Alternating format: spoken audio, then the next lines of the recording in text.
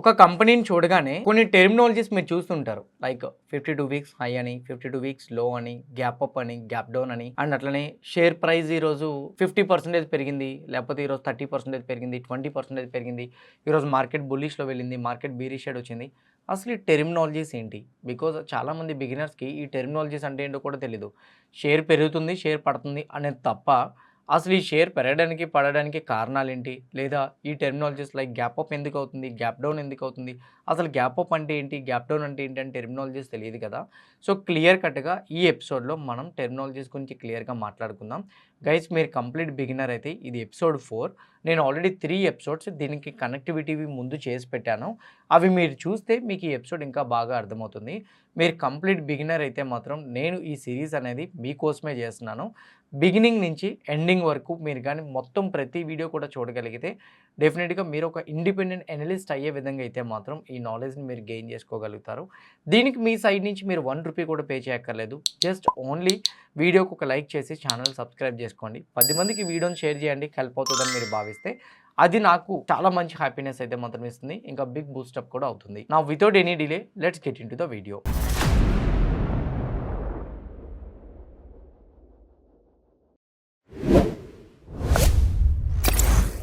Now guys, బేసిక్గా first one, share price పెరగడానికి పడడానికి కారణాలు ఏంటి అనేది మాట్లాడుకుందాం. ఫస్ట్ అక్కడి నుంచి మొదలు పెడదాం. షేర్ ప్రైస్ పెరగడానికి పడడానికి ఉన్న కారణం ఏంటి అంటే because of demand and supply. ఒక చిన్న ఎగ్జాంపుల్ మనం మాట్లాడుకుందాం. లెట్స్ సే మీరు ఏదైనా ఒక సూపర్ మార్కెట్లోకి ఎంటర్ అయ్యారు అనుకోండి. సో సూపర్ మార్కెట్లోకి మీరు ఎంటర్ అయినప్పుడు అక్కడ మీకు ఫస్ట్ వెజిటేబుల్స్ ఉంటారు, చిన్న చిన్న స్టాల్స్లా పెట్టుకొని వెజిటేబుల్స్ అమ్ముతూ ఉంటారు. అమ్ముతునేటప్పుడు వెజిటేబుల్స్ అందరూ ఒక 10 షాపులు ఉన్నాయనుకోండి. ఓకే, మీరందరూ కొనడానికి రెడీగా ఉన్నారు. 10 షాపులు ఉన్నాయనుకోండి, కొనడానికి ఒక 5గురో 10 మంది వచ్చారనుకోండి. అందరూ ఏం చేస్తారో తెలుసా? కేజీ టొమాటో 100 రూపీస్ అనుకోండి, 80కి 70కి 90కి ఒక్కొక్కరు ఒక్కొక్క ప్రైస్లో అమ్ముతూ ఉంటారు. కరెక్ట్. ఎందుకో తెలుసా? షాప్స్ ఎక్కువగా ఉన్నాయి, కొనుక్కునే వాళ్ళ సంఖ్య తక్కువగా ఉంది. దీన్ని ఏమంటారు తెలుసా? సెల్లర్స్ ఎక్కువ మంది ఉన్నారు, బయర్స్ తక్కువ మంది ఉన్నారు. ఎప్పుడైతే సెల్లర్స్ ఎక్కువ మంది ఉన్నారో, బయర్స్ తక్కువ మంది ఉన్నారో, ఆటోమేటిక్గా సప్లై ఎక్కువ ఉన్నట్టు అర్థం. సప్లై అంటే ఇచ్చేవాళ్ళు. సో సప్లై ఎక్కువ ఉంది, కొనుక్కునే వాళ్ళు నెంబర్ తక్కువ ఉంది కాబట్టి సో ప్రైస్ ఎప్పుడు డ్రాప్ అవుతుంది. లెట్స్ సే 1 or 2 షాప్సే ఉన్నాయి, కొనుక్కునే వాళ్ళు ఎక్కువ మంది ఉన్నారనుకోండి, డిమాండ్ పెరిగిపోతుంది. మీరు అందుకే చూడండి, ఫెస్టివల్ టైమ్స్లో కానీ లైక్ ఇప్పుడు కార్తీక మాసం స్టార్ట్ అయింది, ఈ టైంలో వెజిటబుల్స్ కాస్ట్ భారీగా పెరిగిపోతాయి. కారణం ఏంటి? బికాజ్ ఆఫ్ ఓన్లీ 1 రీజన్, అదేంటంటే డిమాండ్ ఎక్కువగా ఉండడం అనమాట. ఓకేనా? డిమాండ్ ఎక్కువగా ఉంది అని అంటే మాత్రం ఆటోమేటిక్గా ఆ వెజిటేబుల్స్ ప్రైస్ అనేది పెరిగిపోతుంది. దాన్ని ఇప్పుడు స్టాక్ మార్కెట్కి కనెక్ట్ చేద్దామా? స్టాక్ మార్కెట్లో కూడా సేమ్ అంతే. స్టాక్ మార్కెట్లో పర్టికులర్గా ఒక షేర్ని తీసుకుందాం. లెట్స్ సే ఇన్ఫోసిస్ షేర్ని రాహుల్ అనే పర్సన్ ఒక 1 lakh క్వాంటిటీస్తో సెల్ చేయడానికి రెడీగా ఉన్నాడు. ఆపోజిట్లో 2 lakh క్వాంటిటీస్ పెట్టి బై చేస్తాను అంటున్నాడు. 1 lakh క్వాంటిటీస్ అక్కడ అవైలబుల్గా ఉన్నాయి, కానీ 2 lakh క్వాంటిటీస్ వచ్చేసరికి బై చేయడానికి రెడీగా ఉన్నాడు తను. సో ఇప్పుడు ఏం జరుగుతుందో తెలుసా? సో కొనుక్కునే వాళ్ళ నెంబర్ ఎక్కువ ఉంది కాబట్టి ఇక్కడ ఉన్న పర్సన్ సో 2 లక్షలు కొనడానికి రెడీగా ఉన్నాడంటే నా దగ్గర 1,00,000 ఉంది, ఈ 1,00,000 కూడా తీసుకుంటాడు ఎలా అయినా సరే. ఎందుకు ఇప్పుడు నేను దీన్ని తక్కువ ప్రైస్కి అమ్మాలి అని చెప్పి లెట్స్ సే ఇది 1,500 ఉంటే తను 1,600కి అమ్ముతాడు. కారణం ఏంటి? బికాజ్ బయర్స్ యొక్క డిమాండ్ ఎక్కువగా ఉంది కాబట్టి. సో ఇక్కడ స్టాక్ మార్కెట్లో ఒక షేర్ ప్రైస్ పెరగడానికి తగ్గడానికి కారణం కేవలం 2 ఇన్వెస్టర్స్ మధ్య, అంటే 2 ఇన్వెస్టర్స్ మధ్య డిమాండ్ అండ్ సప్లై క్రియేట్ అవ్వబట్టే. డిమాండ్ ఎక్కువగా ఉంటే షేర్ ప్రైస్ పెరుగుతుంది, సప్లై ఎక్కువగా ఉంటే షేర్ ప్రైస్ పడుతుంది. సో డిమాండ్ అండ్ సప్లై బట్టి స్టాక్ ప్రైస్ మూవ్ అవడం అని పడడం జరుగుతూ ఉంటుంది. ఇప్పుడు స్టాక్ ప్రైస్ పెరుగుతుందంటే స్టాక్ ప్రైస్ పెరుగుతుంది అని మనం అనుకుంటామా? పడుతుంది అని మనం చెప్తామా? అలా కాదండి. స్టాక్ ప్రైస్ పెరుగుతుంది అని అనుకోండి, మనం సింపుల్గా దానికి సెపరేట్ టెర్మినాలజీస్తో మాట్లాడుతూ ఉంటాం. ఎగ్జాంపుల్, ఇప్పుడు బుల్ మీకు ఎలా ఉంటుంది ఐడియా ఉందా? బుల్ ఎప్పుడు కూడా అండ్ మీరు చూస్తే కొమ్ములు పైకి ఇలా ఉంటాయన్నమాట. ఎందుకో తెలుసా? బుల్ కొమ్ములు పైకి ఇలా ఉంటుంది కదా. షేర్ ప్రైస్ కూడా పెరుగుతుంది అనుకోండి, ఒక 100 రూపీస్ నుంచి ఒక 150కి వెళ్ళింది అనుకుందాం. సో 100 నుంచి 150కి వెళ్ళిందని షేర్ ప్రైస్ కూడా ఇలా పైకి వెళ్ళినట్టే కదా. సో బుల్ కూడా కింద నుంచి పైకి ఉంది, షేర్ ప్రైస్ కూడా కింద నుంచి పైకి వెళ్ళింది. అందుకే షేర్ ప్రైస్ పెరిగిన దానికి బుల్తో కంపేర్ చేసి ఆ స్టాక్ బుల్లిష్గా ఉంది ఈరోజు అని అంటారు, లేదా మార్కెట్ ఈరోజు బుల్లిష్గా ఉందంటారు. మార్కెట్ బుల్లిష్లో ఉందంటే స్టాక్ ప్రైస్ పెరుగుతుందని అర్థం. ఓకే, సో అలానే మార్కెట్ కూడా పెరుగుతుందని అర్థం. అండ్ ఎగ్జాక్ట్లీ ఇప్పుడు బియర్ మీకు ఐడియా ఉందా? బియర్ ఎప్పుడైనా అటాక్ చేసిన వీడియోస్ చూడండి, పైనుంచి కిందకి ఇలా కొడుతుంది అనమాట. అంటే ఒక పర్సన్ని పైనుంచి కిందకి బోల్తా పడేలాగా డ్యామేజ్ చేసి కొడుతుంది అనమాట. సో స్టాక్ ప్రైస్ కూడా చూడండి, పైనుంచి 150 నుంచి అలా కిందకి వచ్చేస్తుంటుంది.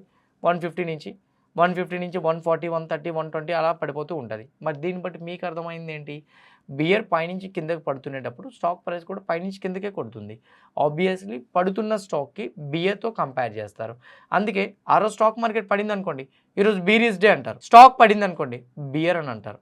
ఎగ్జాక్ట్లీ ఇప్పుడే కాదు ఎప్పుడైనా కానీ మీ ఓన్గా స్టాక్ని మీరు చూస్తునేటప్పుడు ఆ స్టాక్ పెరిగితే బుల్లీ స్టాక్ అని మీరు ఎప్పుడైనా అంటుంటారు. నెక్స్ట్ ఫర్దర్గా మీరు మాట్లాడాలంటే ఈ టెర్మినాలజీస్తోనే మాట్లాడాలి. బుల్లీ స్టాక్ పడుతుంది అనుకోండి, బీరీ స్టాక్ అట్లా అనమాట. ఇంతవరకు మీకు అర్థమైంది కదా. ఒకటి, షేర్ ప్రైస్ మూవ్ అవ్వడానికి major reason demand and supply. రెండు, షేర్ ప్రైస్ పెరిగినా పడినా సరే పెరిగితే బుల్లిష్ అంటాం, పడితే బీరిష్ అంటాం. ఇప్పుడు నేను కొన్ని ఒక స్క్రీన్ మీద ప్రజెంట్ చేస్తున్నాను, చూపిస్తున్నాను. ఒక స్టాక్ గురించి మీకు క్లియర్ కట్గా ఓపెన్ చేసి ఎక్కడెక్కడ ఏంటని చూడాలనేది చెప్తాను. క్లియర్గా చూడండి, మీకు కూడా అర్థమవుతుంది. First one, money control website మీరు ఓపెన్ చేస్తే మీకు ఎవరికి సబ్స్క్రిప్షన్ కూడా అవసరం లేదు. జస్ట్ మనీ కంట్రోల్ ఓపెన్ చేసి సెర్చ్ బాక్స్లో మీకు ఏ స్టాక్ కావాలో ఆ స్టాక్ ఎంటర్ చేస్తే ఆటోమేటిక్గా వస్తుంది. ఇక్కడ చూడండి, నేను రిలయన్స్ అనే స్టాక్ ఎంటర్ చేశాను. చూస్తే ప్రజెంట్ రైట్ నో ఇక్కడ 1465.20 అని చూసారా, అదేంటో తెలుసా? ప్రెజెంట్ రిలయన్స్ యొక్క షేర్ ప్రైస్ అనమాట. దాన్నే కరెంట్ మార్కెట్ ప్రైస్ అంటారు. కరెంట్ మార్కెట్ ప్రైస్ అంటే ఇప్పుడు మార్కెట్లో ఎంత ప్రైస్కి రిలయన్స్ షేర్ ప్రైస్ అవైలబుల్గా ఉంది, 1465.20 అవైలబుల్గా ఉంది అని దాని అర్థం. అలానే ఇక్కడ చూస్తే రెడ్లో కనపడుతుంది చూసారా, ఇక్కడ 2 కలర్స్ ఉంటాయి బుల్కి బియర్కి రిప్రజెంట్ చేసేది. మార్కెట్ బుల్లీ షేడ్ వెళ్తే గ్రీన్లో ఉంటుంది, బీరీ షేడ్ వెళ్తే మార్కెట్ రెడ్లో ఉంటుంది అనమాట. ఇక్కడ రెడ్లో మీరు ఇక్కడ చూడండి -1.60 ఉంది. వాట్ ఈస్ దట్ మీన్ అంటే లాస్ట్ ట్రేడింగ్ డే, ఈరోజు market holiday, last trading day రోజు ఈ యొక్క స్టాక్ అనేది ₹1.60 పడిందని అర్థం. అయితే ఇప్పుడు 1465.20లో ఈ ₹1.60 తీసేయాలంటే తీయక్కర్లే. ఈ 1465.20లో నుంచి 1.60 ఆల్రెడీ తీసేయగా ఉన్న నెంబర్ అది. 1465 అనేది 1.60 తీసేయగా. ఇంకోటి చూడండి, పెరిగితే ఇక్కడ ప్లస్ ఉంటుంది, తగ్గింది కాబట్టి ఇక్కడ -1.6 ఉంది. ఇన్ టర్మ్స్ ఆఫ్ పర్సంటేజ్ పరంగా మాట్లాడుకుంటే -0.11% రిలయన్స్ స్టాక్ ప్రైస్ పడిందని అర్థం. సో దీన్ని బట్టి మీకు అర్థమైంది ఏంటి, రిలయన్స్ షేర్ ప్రైస్ అనేది ఇప్పుడు ప్రజెంట్ రైట్ నౌ -0.11% డ్రాప్ అయ్యింది. అంటే రిలయన్స్ బిట్ బీరీ షేడ్ వెళ్ళింది అని దాని అర్థం అనమాట. ఓకేనా. నా తర్వాత ఈ పక్కన వస్తే డే రేంజ్ అని ఉంది. డే రేంజ్ అంటే ట్రేడింగ్ జరిగిన రోజు హైయెస్ట్ ఎంతవరకు ట్రేడ్ అయింది, లోయెస్ట్ ఎంతవరకు ట్రేడ్ అయింది. అంటే సప్లై ఈ స్టాక్కి 1460 వరకు వెళ్ళింది. ఎల్లా నుంచి చూసారా, లో 1460 వరకు వెళ్ళింది. అండ్ హై వచ్చేసరికి 1474 వరకు వెళ్ళింది.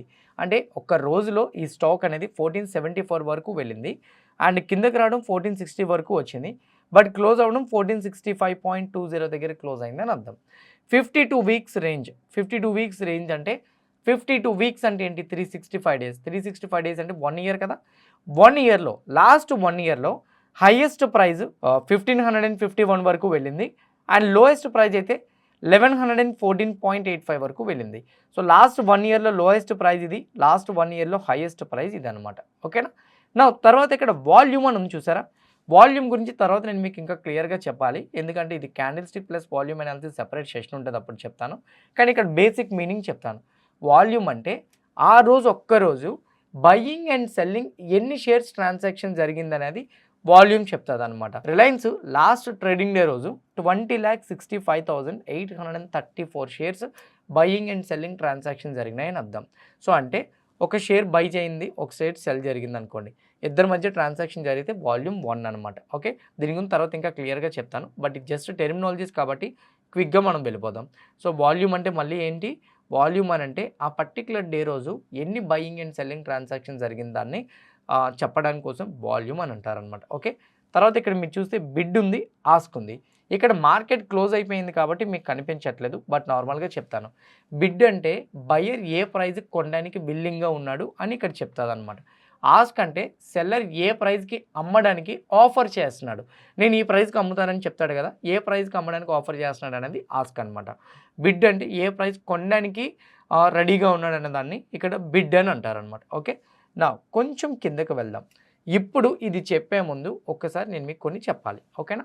You want to buy the share, కొన్ని మీకు తెలిసినాయి వచ్చేసరికి. ఓకే, అసలు షేర్ ఏ టైంలో బై చేయడం అవుతుంది, ఏ టైంలో సెల్ చేయడం అవుతుంది. మన ఇండియన్ మార్కెట్స్ వచ్చేసరికి 9:15కి ఓపెన్ అవుతుంది, 3:30కి క్లోజ్ అవుతుంది అనమాట. ఓకేనా. అయితే ఫర్ ఎగ్జాంపుల్ మీరు మార్నింగ్ షిఫ్ట్కి వెళ్ళారనుకుందాం, యూఆర్ అన్ ఎంప్లాయ్, మీరు మార్నింగ్ షిఫ్ట్కి వెళ్తున్నారు అంటే ఇక్కడ నేను ఎక్స్ప్లెయిన్ చేసే ముందు మీకు ఇప్పుడు నేను చెప్తుంది అర్థం అవ్వాలి, అందుకోసం చెప్తున్నాను. ఓకే, సో ఇప్పుడు మార్కెట్ 9:15 to 3:30కి ఓపెన్ అవుతుంది, 9:15 AM-కి 3:30 PM-కి క్లోజ్ అవుతుంది. మండే టు ఫ్రైడే మాత్రమే ఓపెన్ అవుతుంది, Saturday Sunday holiday, public holidays కూడా ఉంటాయి. ఇప్పుడు 9:15 AM-కి ఓపెన్ అయ్యి 3:30 PM-కి క్లోజ్ అయినప్పటికీ మీరు ఒక కంపెనీ షేర్ కొందాం అనుకుంటున్నారు, ఆ టైంలో మీరు అవైలబుల్గా లేరు. సంథింగ్ మీరు ఎంప్లాయ్ అనుకోండి, మీరు ఒక మార్నింగ్ షిఫ్ట్కి వెళ్ళిపోయారు అనుకుందాం, యూఆర్ నాట్ అవైలబుల్, మీరు ఏం చేస్తారు అప్పుడు? ఓకే, కొనడానికి అవకాశం లేదు మీకు, మార్కెట్ అవర్స్లోనే కొనడం అవుతుంది, మరి అవుతుందా? అవ్వదు. సో అందుకే ఏం జరుగుతుందంటే మార్కెట్ క్లోజ్ అయిపోయిన తర్వాత 4 o'clock నుంచి నెక్స్ట్ డే మార్నింగ్ 9 o'clock వరకు ఎవరైనా కానీ ఆర్డర్ ప్లేస్ చేయాలనుకుంటే ఏఎంఓ అని ఒకటి ఉంటుంది, after market order. After market ఆర్డర్లో వచ్చేసరికి ఏం జరుగుతుందంటే ఎవరైతే మార్కెట్ టైమింగ్స్లో అవైలబుల్గా లేరో వాళ్ళు ఆ షేర్ని బై ఆర్డర్ ప్లేస్ చేయొచ్చు. మీరు బై ఆర్డర్ ప్లేస్ చేస్తే మీ బ్రోకర్ ఏం చేస్తాడంటే షేర్ని తీసుకుంటాడనమాట. Okay, for example let's say Rajesh 100 shares Infosys buy order పెట్టాడు. ఓకే, బ్రోకర్ ఏం చేస్తాడంటే మీ బై ఆర్డర్ని తీసుకుంటాడు, రిసీవ్ చేసుకుంటాడు. ఓకే, ఈ పర్సన్కి మార్కెట్ ఆర్డర్స్ ప్లేస్ చేయడానికి టైం లేదు, ఏమో అని అక్కడ ఆర్డర్ ఉంటుంది, సో ఏం ఆర్డర్ మీద క్లిక్ చేసిండు, మార్కెట్ ఆర్డర్ ప్లేస్ చేయడానికి టైం లేదు, అందువల్ల దీని ఏం ఆర్డర్ ప్లేస్ చేసిండు, ఆర్డర్ ప్లేస్ అయిపోయింది. ఇంతవరకు మీకు అర్థమైందా? ఆర్డర్ ప్లేస్ మాత్రమే అయింది, ఎగ్జిక్యూట్ అవ్వలే. ఎగ్జిక్యూట్ ఎప్పుడు అవుతుంది? 9:15కి మార్కెట్ ఓపెన్ అయినప్పుడు ఎగ్జిక్యూట్ అవుతుంది. ఓకే, సో 4 PM నుంచి నెక్స్ట్ డే మార్నింగ్ 9 AM వరకు అందరూ బై ఆర్డర్సే ప్లేస్ చేశారు అనుకుందాం. అందరూ బై ఆర్డర్స్ ప్లేస్ చేస్తున్నారంటే దాని మీనింగ్ ఏంటి? డిమాండ్ క్రియేట్ అవుతుందనే కదా అర్థం. ఓకే, ఇక్కడ వరకు బాగానే ఉంది. నా 9 o'clock తర్వాత 9:15కి మార్కెట్ ఓపెన్ అవుతుంది కదా, ఈ 15 minutes టైము ఏదైతే ఉందో దాన్ని ప్రీ ఓపెన్ మార్కెట్ అంటారు. అంటే ఏంటి అని మీరు అడగచ్చు. 9:15కి మార్కెట్ ఓపెన్ అవ్వగానే చాలా రష్గా మార్కెట్ ఓపెన్ అయిపోతుంది, చాలా రష్గా. సో ఆ రష్ని క్లియర్ చేయడం కోసం ఏం చేస్తారంటే ఒకే సెకండ్లో 9:15 ఫస్ట్ సెకండ్లోనే కొన్ని ల్యాక్స్ ఆఫ్ షేర్స్ ప్లేస్ అయిపోతాయి. అన్ని ల్యాక్స్ ఆఫ్ షేర్స్ ప్లేస్ అవ్వకుండా ఉండడం కోసం ఏం చేశారంటే సెబీ ఏం చేసిందంటే ఒక ప్రీ ఓపెన్ మార్కెట్ని పెట్టిందనమాట. ఎవరైనా కానీ 9:15 ఫస్ట్ సెకండ్లో ఆర్డర్స్ ప్లేస్ చేయాలనుకుంటే మీరందరూ కూడా ఇగోండి 9 నుంచి 9:08కి మీ అందరికీ కూడా ఛాన్స్ ఇస్తున్నాను. ఈ 9:08 టైంలో 9 నుంచి 9:08 టైంలో బై ఆర్డర్స్ అయినా సెల్ ఆర్డర్స్ అయినా ఇప్పుడు ప్లేస్ చేసుకోండి అని చెప్తారనమాట. సో ఆ 8 minutes టైంలోని అందుకే మీకు షేర్ ప్రైస్ పెరగడం తగ్గడం మీకు కనపడుతుంది, లైక్ నిఫ్టీ అవన్నీ కూడా. సో ఒకేసారి 9:08కి వచ్చేసరికి ఆర్డర్స్ అన్నీ కూడా ఎవరెవరైతే బై చేయాలనుకుంటారో వాళ్ళందరికీ బై ఆర్డర్స్ ప్లేస్ అయిపోతాయి, ఎగ్జిక్యూట్ ప్లేస్ అవుతాయి. సెల్ ఆర్డర్ ప్లేస్ చేయాలనుకుంటే సెల్ ఆర్డర్ కూడా ప్లేస్ అవుతాయి, ఎగ్జిక్యూట్ అవ్వవు. ఇంతవరకు మీకు క్లారిటీ వచ్చే ఉంటుంది. ఇప్పుడు 9:08 నుంచి 9:12 వరకు ఏం జరుగుతుందంటే ఆర్డర్ మ్యాచింగ్ టైం అనమాట. ఆర్డర్ మ్యాచింగ్ టైం అంటే సింపుల్ చెప్పాలంటే 9:08 నుంచి 9:12కి ఫర్ ఎగ్జాంపుల్ ఇన్ఫోసిస్ 1500కి 100 క్వాంటిటీ సెల్ చేసే పర్సన్ ఒకరు ఉన్నారు, 1500 కాదు 1495కి బై చేసే వాళ్ళు కొంతమంది రెడీగా ఉన్నారు. సో సెల్ చేసే వాళ్ళు బై చేసే వాళ్ళవి అందరివి కూడా యావరేజ్ చేసి ఒక ఈక్వల్బ్రియం ప్రైజ్ని తీసుకొచ్చి అక్కడ తను మ్యాచ్ చేస్తాడనమాట, బై ఆర్డర్స్వి సెల్ ఆర్డర్స్వి. సో అది 9:08 నుంచి 9:12 టైంలో ఆర్డర్ మ్యాచింగ్ టైం జరుగుతుంది అనమాట. మళ్ళీ 9:12 నుంచి 9:15 టైంలో ఈ 3 minutes టైంలో ఏం జరుగుతుందంటే బఫర్ టైం అంటారు, ప్లేస్ చేయడానికి రెడీగా ఉంచుకుంటారు. 9:15కి వచ్చేసరికి ఒకేసారి ఏమవుతుందంటే అన్ని ఆర్డర్స్ ఫిక్స్ అవుతాయి. 4 PM నుంచి 9 AM వరకు అన్ని బై ఆర్డర్సే ఉన్నాయనుకోండి, 9 నుంచి 9:08 AMలో కూడా అన్ని బై ఆర్డర్స్ ఉన్నాయనుకోండి, 9:15కి ఒకేసారి ప్రైస్ ఏమవుతుందంటే బిగ్ వేలో పాజిటివ్ సైడ్ ఓపెన్ అయిపోతుంది. ఎందుకంటే డిమాండ్ ఎక్కువ క్రియేట్ అయిపోయింది కాబట్టి అమ్మేవాడు ఏం చేస్తాడంటే 9:15కి అమ్ముకునేవాడు 1500 దగ్గర ప్రీవియస్ డే 3:30 క్లోజ్ అయింది అనుకోండి, తను 1550 దగ్గర అమ్ముతాడు. ఎందుకో తెలుసా? ఎక్కువ బై ఆర్డర్స్ ఏఎంఓలోని ప్రీ ఓపెన్ మార్కెట్లో వచ్చినాయి కాబట్టి ఎక్కువ ప్రైస్కి అమ్మడానికి తను ప్రయత్నిస్తాడు. అప్పుడు ఒకేసారి ఓపెన్ అవ్వడమే 1560 దగ్గర ఓపెన్ అవుతుంది.